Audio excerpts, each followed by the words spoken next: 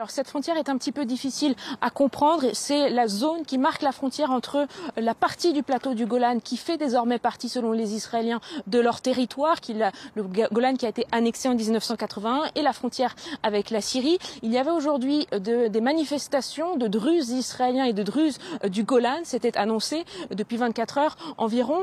Et ces manifestations sont allées à la frontière, dans la ville de Majdel Shams, sur le Golan annexé par Israël. Et on a vu sur des images des centaines de Druzes israéliens et du Golan franchir la frontière, aller en Syrie. Ils disent qu'ils ont l'intention d'aider leurs frères druzes de Souhaïda. C'est en tout cas ce que m'ont dit certains des participants à cette manifestation avec qui j'ai pu parler dans la journée.